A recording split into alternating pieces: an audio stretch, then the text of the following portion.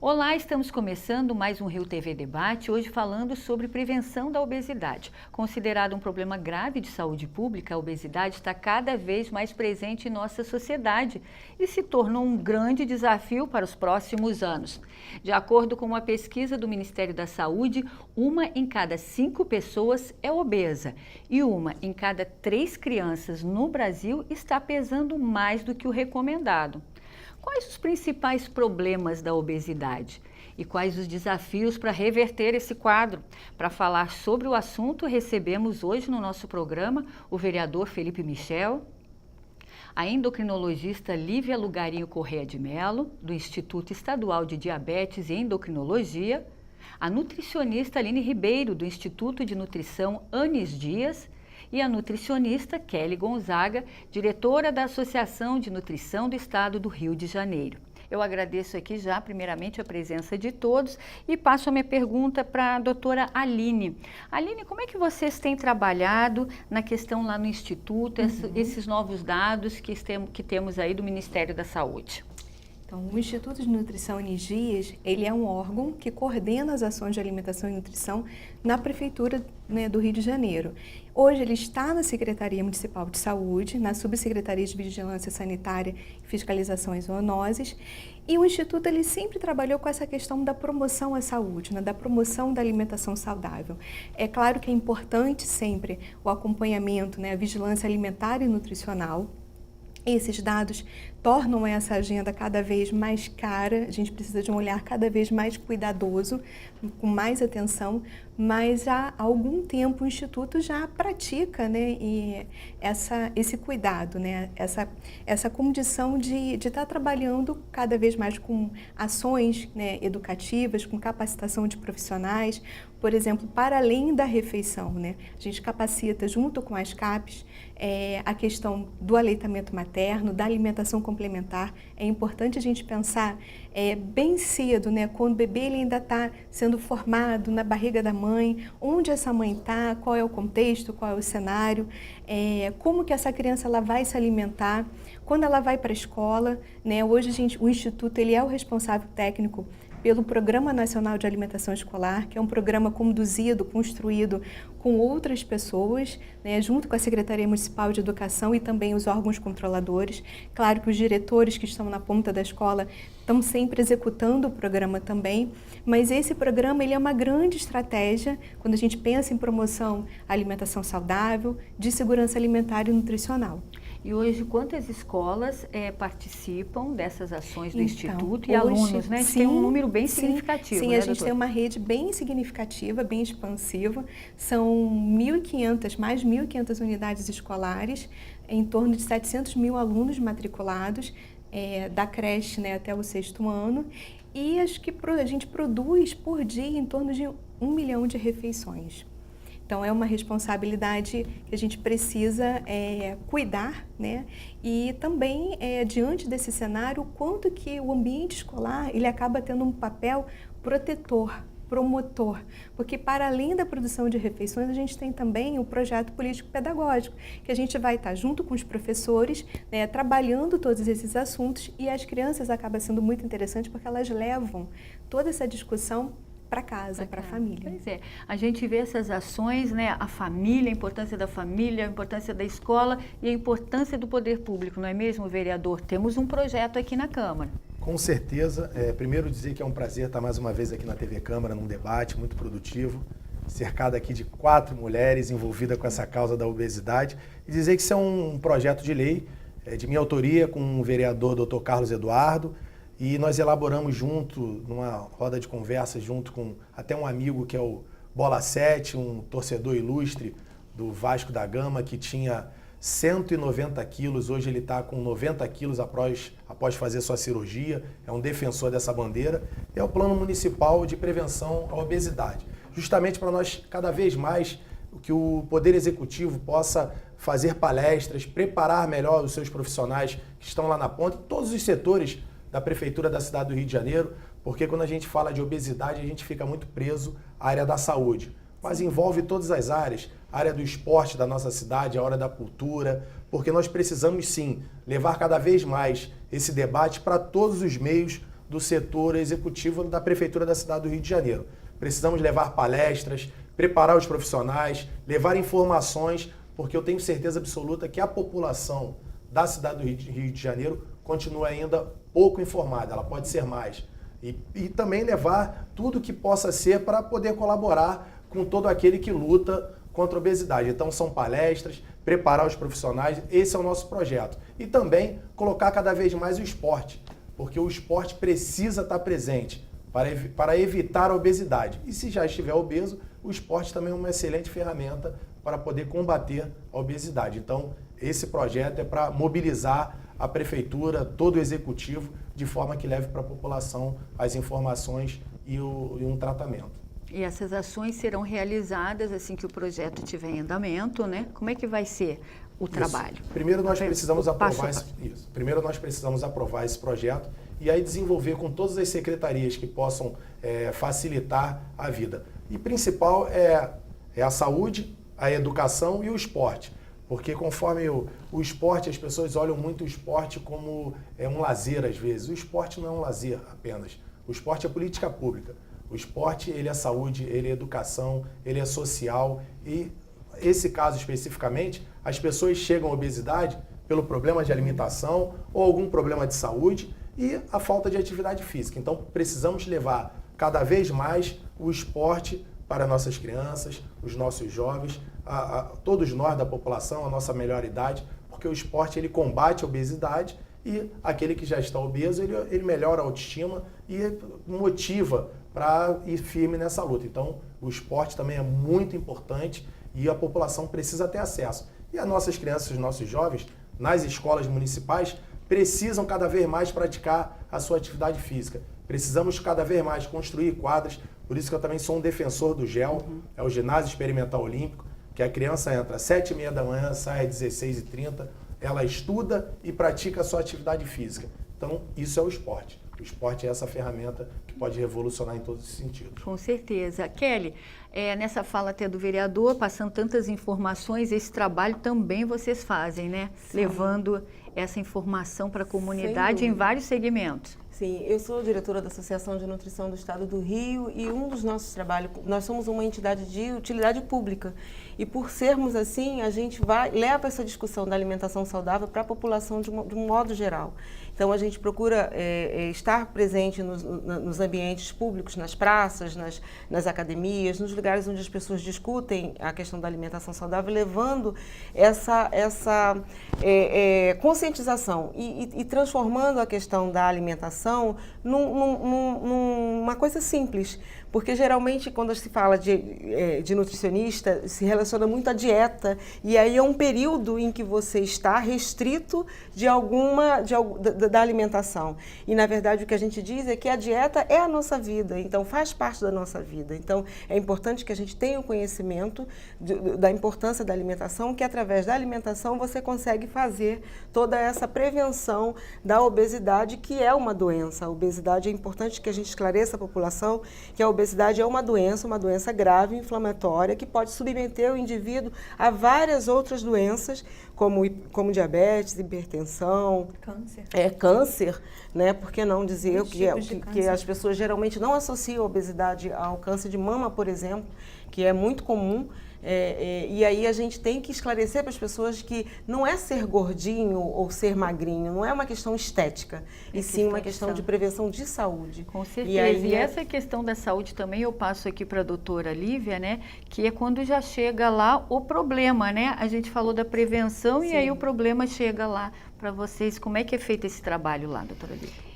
Então, Simone, o tratamento da obesidade, idealmente, é um tratamento multidisciplinar. Os melhores resultados são quando você tem uma equipe, como a gente tem lá no Instituto. Nós temos os endocrinologistas, os nutricionistas, educadores físicos, assistentes sociais, psicólogos, psiquiatras, que trabalham em equipe para garantir a resolução, na melhora dessa perda de peso do paciente e principalmente na manutenção a longo prazo. Quer dizer, para funcionar, idealmente, a gente precisa de uma equipe multidisciplinar para atender esse paciente com obesidade. E hoje, quais são as causas principais da obesidade que vocês recebem lá no Instituto? É muito importante que ele falou que a obesidade é uma doença doença multifatorial. A gente tem um componente genético. Complexo. Sim. Por exemplo, quando um dos pais é obeso, a criança tem 50% de chance de ser obesa. Quando o pai e a mãe são obesos, a criança tem 80% de chance de ser obesa. Então, existe o componente genético, existe também, muito importante, o componente de alimentação, o sedentarismo. Cada vez mais a gente tem alimentos processados, industrializados, ricos em açúcar, em gorduras, pouco saudáveis, que são consumidos muito por crianças e por adultos. Pouco saudáveis e muito divulgados. Muito divulgados, exatamente. Que a gente e vai a questão falar do sedentarismo. O tempo de tela, né, que nós falamos que é o tempo que se passa em frente à televisão, computador, tablet, telefone, torna a criança, o adulto cada vez mais sedentário. Quer dizer, esse conjunto é que é o responsável pelo crescimento, pela epidemia crescente de obesidade que a gente vive, não só no Rio, como no Brasil e no mundo todo. Porque no Rio também os dados são bem elevados, né? São. Hoje nós estamos com quanto aqui no Rio de Janeiro, os números? O Rio parece ter uma quantidade maior, o estado do Rio, do que a média nacional de obesos. Mais de 50% da população está acima do peso, entre sobrepeso e obesidade. Então, Ok, então nós vamos para o intervalo, mas já voltamos. Até já! Estamos de volta com o nosso segundo bloco, hoje falando sobre prevenção da obesidade. Vereador, temos várias ações aí, várias leis, né, várias campanhas. O que o senhor acredita que realmente é efetivo na prática para a gente combater esses números aí? Tudo, eu penso da seguinte forma, eu acredito que tudo precisa de mais ação. Prefeitura da cidade do Rio de Janeiro, o governo do estado, ele precisa agir mais, ser mais enérgico na própria promoção da alimentação que não é saudável, precisa ser mais enérgico, precisa ser mais rígido e precisa levar cada vez mais, isso é uma tecla que eu bato, cada vez mais a questão dos CAPs, para poder trabalhar o lado da saúde mental de todos aqueles que têm esse problema de obesidade e também a questão do esporte, de cada vez mais conscientizar essas crianças. Nós vivemos hoje uma era digital. Nossas crianças e nossos jovens cada vez mais estão dentro das suas casas, dentro dos seus quartos, isolados, e isso é ruim. Cada vez mais eles se alimentam de uma forma que não é saudável e os pais cada vez mais estão ali deixando acontecer. Então precisamos cada vez mais motivar nossas crianças e nossos jovens para a prática de atividade física, porque nós precisamos fazer essas crianças e esses jovens pessoas saudáveis no futuro, que não seja um problema de saúde no futuro. Então isso nós precisamos cada vez mais agir. A ação do poder público e a ação da população, da sociedade civil. Hoje, o Rio de Janeiro, que nós estávamos debatendo aqui, até se colocou isso, relacionado à prevalência da obesidade, o Rio de Janeiro é o maior índice do Brasil, com 20%, se eu não me engano, dessa média de obesidade. Isso é ruim. Então, isso é culpa de quem? Culpa do poder público e culpa de nós, cidadãos, que precisamos ser mais enérgicos com os nossos filhos, com os nossos familiares, todos aqueles que sofrem, que é uma doença. Se é uma doença, precisamos tratar. Nós precisamos agir. É ação.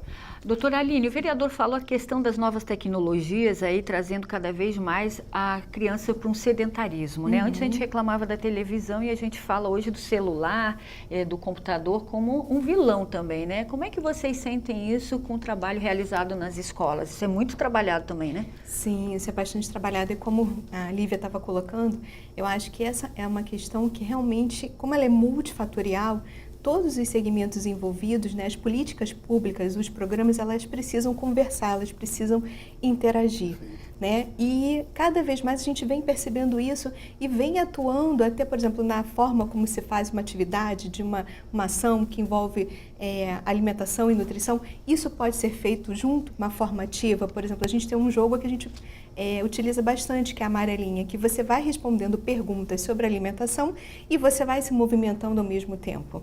Então, eu acho que isso é de extrema importância. Assim como você estava colocando, o município do Rio de Janeiro, ele vem, né, há algum tempo, escrevendo também um plano plano de prevenção à obesidade. O Ministério da Saúde convocou a todos os estados a escrever um plano para uma linha de cuidado de sobrepeso, né, e cuidado à obesidade, entendendo os diversos equipamentos públicos que a gente tem na atenção primária, a nível secundário, com os ambulatórios, policlínicas e os hospitais, entendendo que a cirurgia bariátrica é um ponto, né, final de um longo percurso, que a gente precisa estar sempre alinhando a atividade física com a alimentação adequada. E é claro que a gente está exposto, todos nós aqui, né, a uma série de propagandas, a uma série de intervenções, até quando a gente vai ao mercado para fazer as compras, né, você percebe que quando você chega no caixa, os doces, os alimentos processados, onde eles estão? Na altura da criança, né? Os alimentos, quando aparecem os sanduíches mais gordurosos, mais trabalhados, a propaganda que se tem, o visual, o quanto isso influencia, né, de um desejo. Então, acho que é importante a gente entender em que ambiente que a gente está vivendo, qual é o sistema alimentar, né, quais são as opções que hoje a gente tem. Então, a gente vem discutindo também a questão da aquisição mesmo, né, por esses alimentos da agricultura familiar, que você motiva, você gera mais economia. Incentivar como um todo, né? O Guia Alimentar para a População Brasileira está aí, fala muito sobre isso, sobre você escolher alimentos preferencialmente in natura, né? Deixando minimamente, deixando de lado os alimentos mais processados, e esse cultivo, a preparação dos alimentos, a realizar a refeição em casa, né? Ter um momento dedicado a isso. Que a Kelly também já estava falando, a gente falou sobre essa questão da propaganda. Quando vocês levam as ações, né, nos lugares que vocês vão, vocês colocam isso, a gente até comentou aqui da questão da propaganda, que antigamente o cigarro era a melhor propaganda, e hoje a alimentação traz, né, um mundo pra gente, né? E não existe tanta propaganda no caso do alimento natural. E o mais grave de tudo isso, Simone, é a mudança do padrão alimentar infantil, porque as crianças vão sendo seduzidas por esses alimentos ultraprocessados, de sabores extremamente doces, extremamente com uma carga de corantes muito grande, e isso vai dando a elas um padrão alimentar que faz com que elas passe a rejeitar os alimentos in natura. Então, quando a gente fala, às vezes, quando a gente vai para as ações públicas, a gente sempre fala da questão da sustentabilidade, do quão é sustentável você comer um alimento natural. Porque o alimento natural, o resíduo que você gera com aquilo, ele vai servir para você plantar novas plantas. E o alimento ultraprocessado, ele gera caixas, gera plástico, que vão levar bilhões de anos para serem degradados no meio ambiente. E como é a aceitação das pessoas? E aí, quando a gente fala isso, é uma grande surpresa, porque em geral as pessoas não fazem esse link entre o seu consumo alimentar e a degradação do planeta. E aí fala-se muito de sustentabilidade como se fosse coisas distantes da alimentação. E quando você fala da agricultura familiar, que é uma forma que a Aline falou, que é uma forma de cultivo muito mais sustentável, que não degrada tanto o planeta, que envolve uma família mesmo no cultivo daquele alimento, e aí não é o que a gente chama de monocultura, que não é apenas um único produto que está sendo plantado ali. A agricultura familiar também está linkada a essa questão da sustentabilidade. E aí, quando a gente consome o alimento in natura, você está promovendo com que esse agricultor familiar se mantenha no campo. Esteja presente também, né, na sociedade. Então, a sustentabilidade disso é um ciclo de sustentabilidade virtuoso que a gente desenvolve a partir de uma simples decisão, ou consumo alimento in natura ou consumo produto industrializado. Doutora Lívia, a questão da cirurgia bariátrica, porque a gente vê muita gente, estou obeso, vou deixar mais um pouquinho para eu fazer a cirurgia. Eu já ouvi isso. Em que casos ela realmente é indicada e de que forma, né, para as pessoas não saírem utilizando e pensando dessa forma? Sim, foi até bom a Aline ter colocado, né, nesse ponto da cirurgia bariátrica. Enfim, existem critérios estabelecidos pelo Conselho Federal de Medicina para indicação de cirurgia bariátrica. Existem graus de obesidade que são definidos pelo IMC, que é o Índice de Massa Corporal, que é uma conta simples, feita pelo peso e altura do paciente. Então, aqueles pacientes mais obesos, os obesos grau 3, eles teriam indicação de cirurgia, e os obesos obesos grau 2, desde que eles apresentem alguma comorbidade associada ao excesso de peso, normalmente pressão alta, diabetes, colesterol alto. Mas o paciente é encaminhado para a cirurgia depois que ele passa por um período de pelo menos 2 anos de acompanhamento com uma equipe, fazendo um tratamento com acompanhamento médico, com acompanhamento nutricional, e não obtém um bom resultado. Ele não é a primeira forma de tratamento. Na verdade, ela é feita depois de um insucesso de tratamento clínico para esses critérios. E nessas condições são os critérios aprovados pelo Conselho de Medicina. E ter esse cuidado, né, para não Sim. alimentar, né, Sim. essa cultura da cirurgia Sim, bariátrica. ela é uma forma de Só tratamento, complementando o que ela tá mas dizendo, é nessas assim, situações. Fazer a cirurgia não se encerra em si. Sim. Você tem que ter todo um Sim. processo que te leva ali, da mudança do seu padrão alimentar, porque se você se mantiver comendo como você comia, Sim. você certamente voltará. Exatamente. A A gente, cirurgia. a gente não dá alta para nenhum paciente no ambulatório, lá no Instituto, na parte de obesidade. Os pacientes que são submetidos à bariátrica, eles têm um acompanhamento para sempre depois da cirurgia. Periodicamente, eles têm que ter consultas para fazer reposição vitamínica, que vai ser fundamental para o pós-operatório, Sim, uma para sempre, uma continuidade, continuidade. Para não ter o reganho de peso. Com certeza. Vereador, quer complementar uma falinha aqui? Não, só Nesse sentido? eu achei até curioso, porque eu vejo várias pessoas que fazem a cirurgia bariátrica e retornam até às vezes um peso maior do que ela tinha quando fez a cirurgia. E uma coisa também que chama muito a minha atenção, uma questão, é que muitos estão entrando no caminho até do alcoolismo. Então a obesidade é tão complexa, é uma doença tão complexa, que além de voltar ao teu mesmo peso, às vezes até maior, entra no alcoolismo. Por Da causa dessa importância depressão. da equipe multidisciplinar. Você tem que ter uma avaliação psicológica, psiquiátrica muito bem feita no pré-operatório para que esse paciente possa ser liberado para fazer cirurgia. Ok, então nós vamos para mais um intervalo e já voltamos. Até já. Estamos de volta com o nosso terceiro e último bloco hoje do Rio TV Debate, falando sobre prevenção da obesidade. Vereador, temos várias ações aí. O que o senhor acha importante para revertermos esse quadro? Olha, o desafio é muito grande. Tenho certeza absoluta, essa questão de obesidade, primeiro que é uma doença, segundo que precisam vários fatores, conforme foi falado aqui também pela doutora, a questão precisa estar integrado, todos os segmentos. A saúde precisa estar em contato permanente com o esporte, com a educação, com a cultura, porque tudo engloba, tem vários projetos nesses segmentos, então não pode só a saúde fazer a sua parte. Aí o esporte faz de forma isolada. Eu acho que tem que ter essa integração entre todos os segmentos do poder público, de forma que possa criar um programa que um complete o outro. A saúde, que é o problema principal, que é um problema de saúde, integre com o esporte, de forma que integre com a educação, porque se cada um fizer a sua parte e esquecer o balcão do vizinho, aí a gente não vai encontrar essa solução. Não adianta, a gente vai fazer várias cartilhas, a gente vai fazer vários programas, mas se não tiver essa integração entre todas as secretarias, entre todos os órgãos, seja da prefeitura, do governo do estado, a gente não vai conseguir resolver esse problema. Então precisa todos estar envolvidos.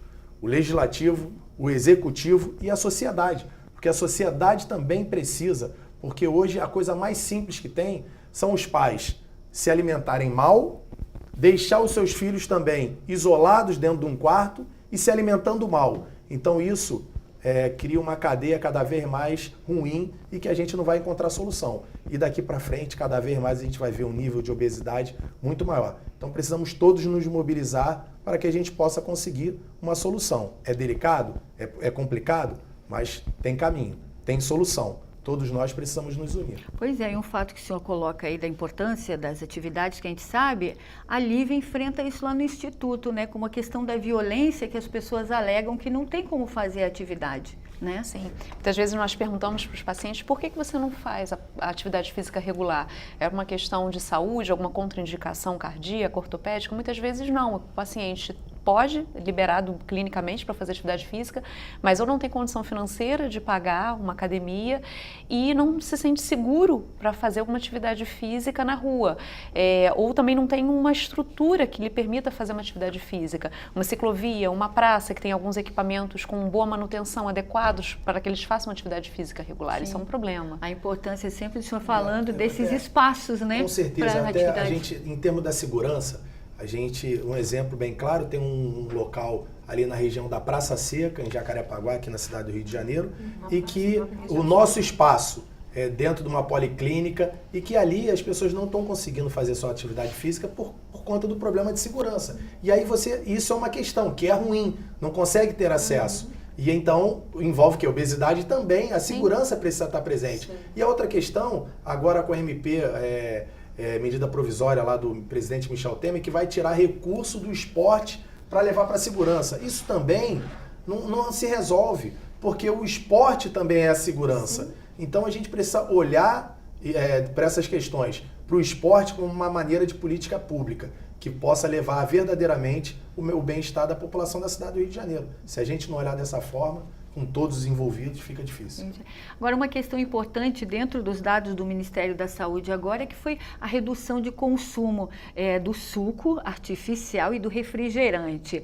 Doutora Aline, isso é muito importante, até porque a gente estava falando dos gastos, né? É um gasto muito grande, né? Trabalhar por estado com a obesidade. Então, por que não evitar, né? Sim. Então, o que acontece? Hoje, falando um pouco sobre o Programa Nacional de Alimentação Escolar, você tem ofertas de uma diversidade de frutas, de legumes, de acordo com a safra, um cardápio que privilegia o nosso hábito, a nossa cultura. E o que acontece? Dentro das unidades de ensino municipais, você não tem as cantinas. O que eu acho que é extremamente importante a gente ter essa atenção, né, quando você vai para uma rede privada, do que está sendo ofertado, quais são as nossas escolhas. Né? Existe uma legislação, tem um decreto específico para o município, mas também tem um decreto para o estado abordando essa questão e também como a gente estava colocando, o quanto é importante a gente ter um posicionamento. A gente costuma falar que alimentar-se é um ato político. Por quê? Porque você se posiciona, né? Você se enxerga e entende que aquela sua decisão vai fazer toda a diferença. Por exemplo, o Instituto, ele elabora os termos de referência, que é o que vai subsidiar a contratação da prestação de serviços. Nesse termo de referência, seja para o que for, para as unidades de saúde, para o restaurante popular, que é outro equipamento público que a gente precisa, né, aprimorar, né? Então, isso faz com que o que se escreve, o que se coloca ali, privilegia essa alimentação saudável, dando enfoque nos alimentos in natura, né, e nos minimamente processados. Só complementando o que a Aline está falando e o que o vereador está falando, ter uma política pública que norteie isso é muito importante. O Programa Nacional de Alimentação Escolar, ele não é voltado apenas para a rede pública, ele tem que abranger também, ele tem que ser aceito também pela rede privada. Que é mais difícil, que né? é muito difícil complicado. Porque tem a lei Mesmo com a lei, as livre cantinas comércio, continuam. a lei do livre comércio, que tem a presença das cantinas, é um desserviço para a alimentação adequada dentro de uma escola privada. Então, isso é muito grave. E assim, só para completar, foi elaborada uma política municipal de alimentação e nutrição, né, já há alguns anos, envolvendo várias universidades, setores afins, para a gente discutir justamente essa integração entre os diversos setores. A gente está ainda com muita fé para que seja publicada, mas a gente vem, como você me perguntou, a gente vem trabalhando com essa política, com os parâmetros de alimentação saudável, para a gente se apropriar onde a gente pode, enquanto equipamento público, enquanto setor público, promover essa alimentação saudável. Por que não promover a alimentação saudável nos hospitais? Né, para quem está nos refeitórios, para quem está nos servidores, para as próprias crianças, porque a gente entende que essa criança que hoje está internada é a criança que frequenta a escola, é a criança que é acompanhada estratégia da saúde da família. Então, a gente entende isso como uma ação que precisa dessa forma e ser trabalhada como um todo, né? Como um Agora todo. eu vou pedir as considerações finais de você, vou começar com a doutora Lívia, por favor. Eu acho muito O importante. que não pode faltar nessa prevenção, O doutora? que não pode faltar é justamente a prevenção. A gente quer cada vez menos receber pacientes obesos. Lembrando que o dia 11 de outubro era um dia nacional, agora é o dia mundial da obesidade, mas que a gente não se prenda somente num dia. Isso tem que ser realmente uma prevenção diária, com hábitos que comecem em casa e que se perpetuem para o resto da população. Doutora Kelly. E aí é importante saber que a questão do cidadão, de como a Aline já falou, que comer saudável, alimentação saudável é um direito constitucional. Comer adequadamente é um direito constitucional, faz parte dos direitos inalienáveis da população. Então é importante que a população como um todo tome para si esse compromisso de se alimentar adequadamente, porque fazendo isso vai certamente impactar menos na saúde, menos na segurança, menos na educação, porque tudo isso vai estar de uma forma conjunta e a questão da obesidade, que é uma consequência grave, passa a ser uma questão evitável. É uma doença evitável, totalmente evitável a partir da conscientização da população. E como a população pode acionar as ações que a associação faz? Bom, a Associação de Nutrição ela não faz atendimento direto à população, nós fazemos, somos de utilidade Ações pública, mas nós participamos, somos convidados e estamos sempre abertos aos convites públicos e da sociedade como um todo, e a gente está sempre integrando as ações que já acontecem. Nós, em geral, não promovemos uma atividade que seja só nossa, a gente integra por entender essa questão da parceria e aí onde as pessoas estão, a gente procura estar. Ok, doutora Aline, por favor, suas considerações. Eu acho que é extremamente importante, como a Kelly já colocou, essa parceria, né? Porque sair da caixinha, como a gente vem brincando, serve de várias formas, né? Sair da caixinha do alimento, sair da caixinha do seu espaço que é confortável, porque você lidar, né, com a agenda do outro, né, com o entendimento, você tem que estar aberto à discussão, né? Você tem que ter um ponto convergente. E deixar claro que a alimentação saudável, ela precisa ser gostosa, precisa ser saborosa, você precisa reservar aquele espaço para sentar com a sua família, com seus entes queridos, com amigos, para ter esse momento para você. E eu queria deixar 2 recados que eu acho que são importantes, assim, até para a população. Um é sobre a consulta pública para o Guia Alimentar para as crianças menores de 2 anos. Está disponível até o dia 15 de julho. E a outra questão que eu esqueci. E como pode ser feita a consulta? Você pode entrar no site do Ministério da Saúde para você poder acessar o guia.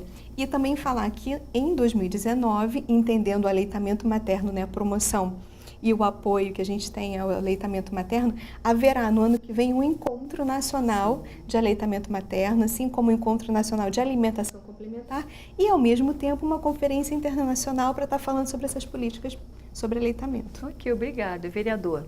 Só dizer que foi um prazer a gente estar nesse debate aqui sobre obesidade, que todos nós possamos nos unir, seja poder legislativo, executivo e sociedade como um todo, para que a gente possa ter uma vida saudável, uma alimentação saudável, com um futuro melhor, com mais qualidade de vida e com mais expectativa de anos de vida. É isso que eu queria dizer. Parabéns e muito obrigado. É um prazer estar aqui. Agradeço muito a presença de todos vocês e a você que está nos acompanhando. Obrigada pela sua atenção e até o próximo programa. Tchau!